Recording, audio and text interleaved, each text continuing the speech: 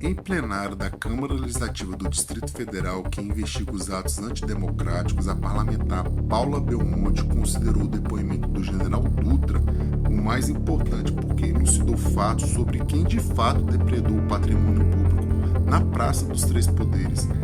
A parlamentar afirmou, reconhecendo as Forças Armadas como o guardião verdadeiro, e eu, a cada dia mais, tenho mais esperança nas Forças Armadas, porque o guardião que deveria ser o STF, e nós estamos vendo fazer gambiarras com a nossa Constituição Federal.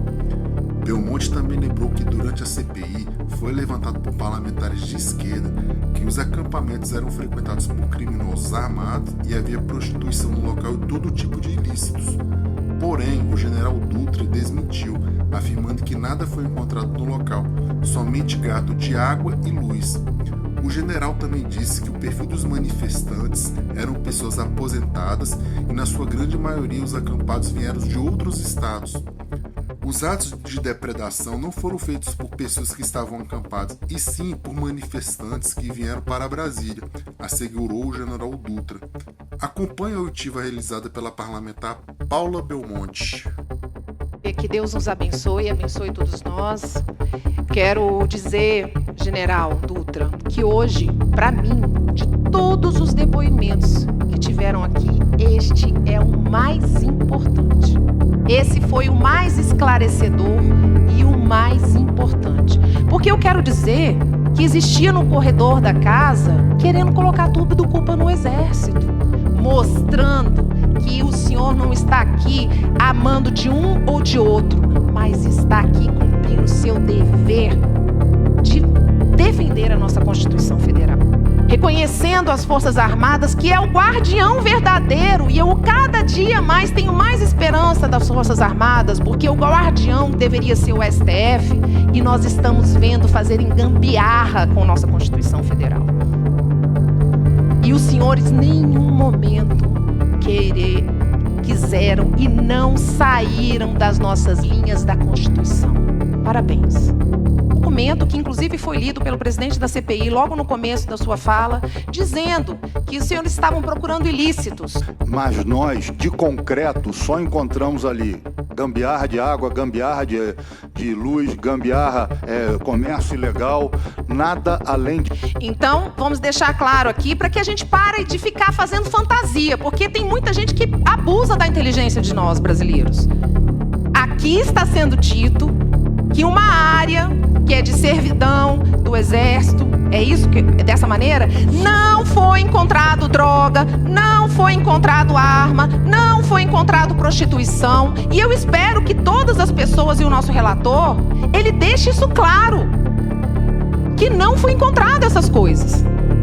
Diferente, muitas das vezes, de a gente em outros lugares, como foi dito aqui.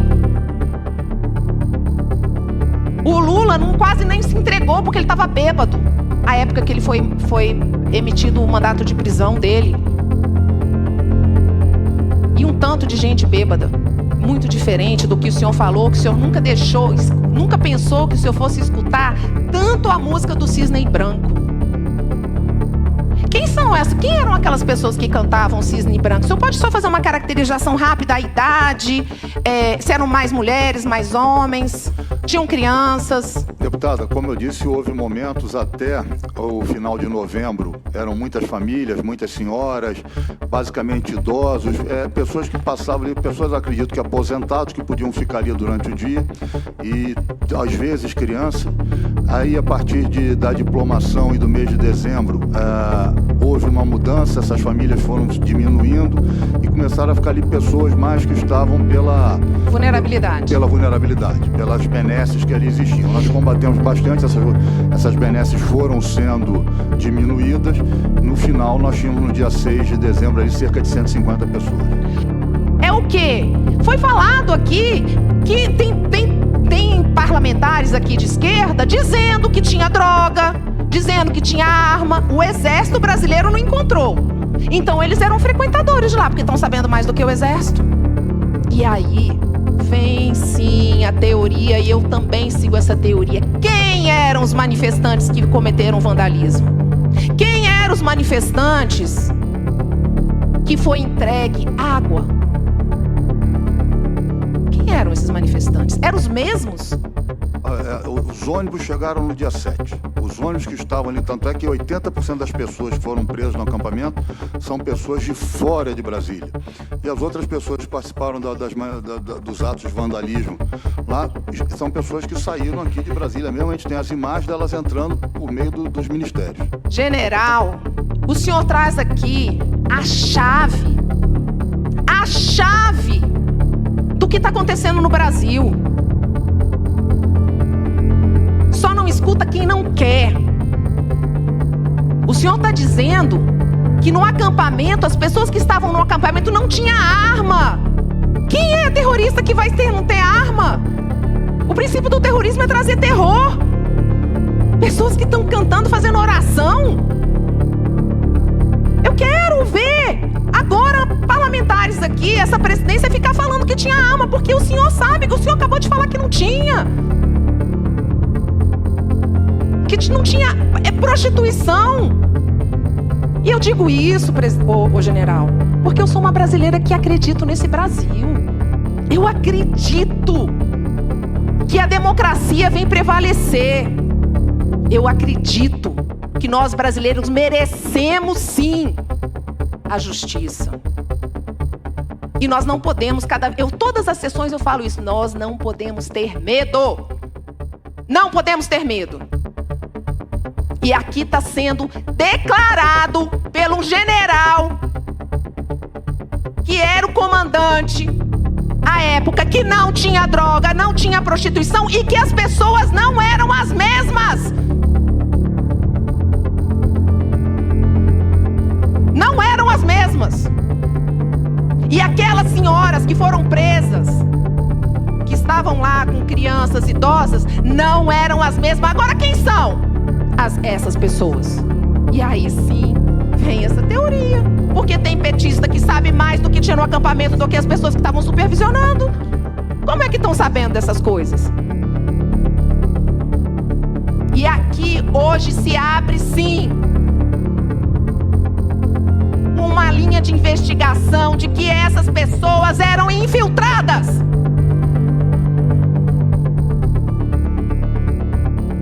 Infiltradas. E o senhor deixa claro isso. Só não enxerga quem não quer enxergar. Porque é quem quer continuar com a mentira. Porque essa é a verdadeira mentira. Nós temos um presidente da República, infelizmente, mentiroso.